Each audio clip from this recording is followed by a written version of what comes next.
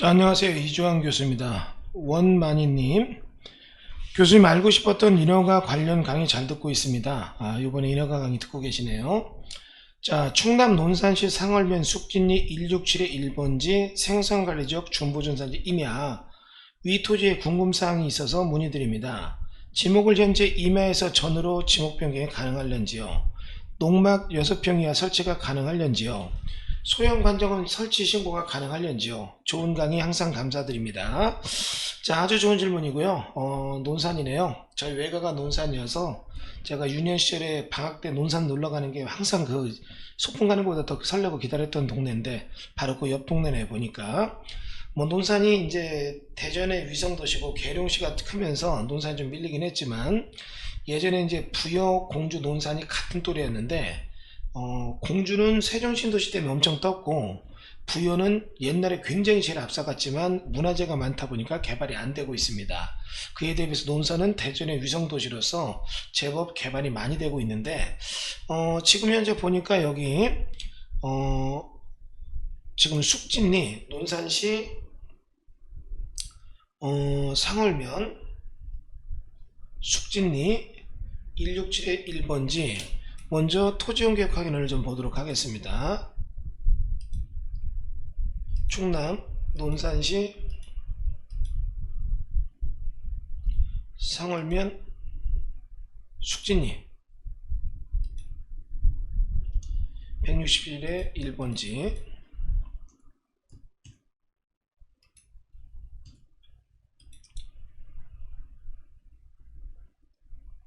자, 여기 보면 생산관리지역에 가축사육 제한구역 되어 있고 중부전산지 되어 있는데 가축사육 제한구역이라 그게 좀 걸립니다.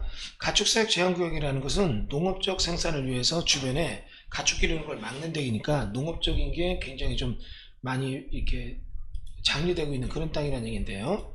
자, 아무튼 여기 보면 유리한 건 있습니다. 여러분 지금 보시면 이 토지가 유리한 거는 뭐가 유리하냐면 이쪽 땅으로 해서 이쪽 딱 보니까 이쪽은 다 전인데 여기만 임야죠.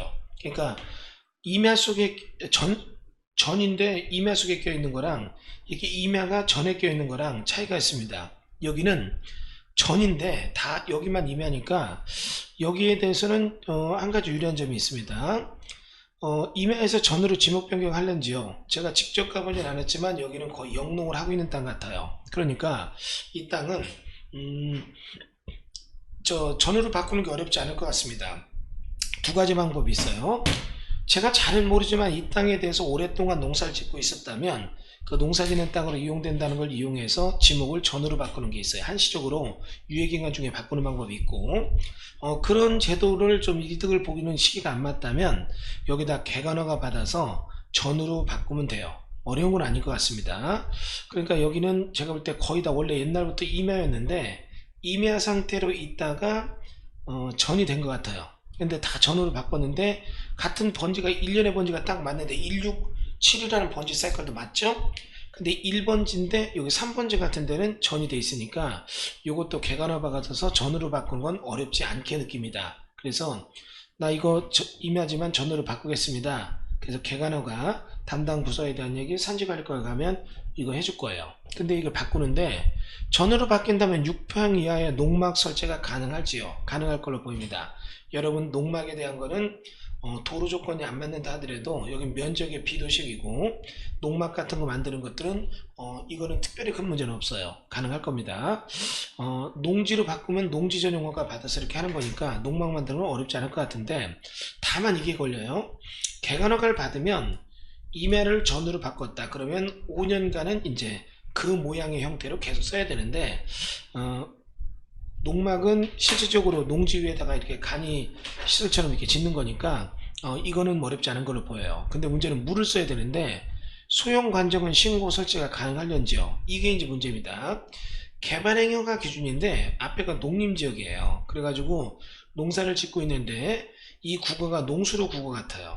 그래서 농수로 국어로 내가 요 농막에서 물 쓰고 버리는 거에 대해서 버릴 수 있는가, 이거는 농수로 국어로 버리는지 아니면 침투수로 버리는지, 요거에 대해서는 당해 지자체 개발행위 감면한가에 상하수도 관련 형질 변경 이런 거에 대한 얘기를 조금 물어보셔야 됩니다.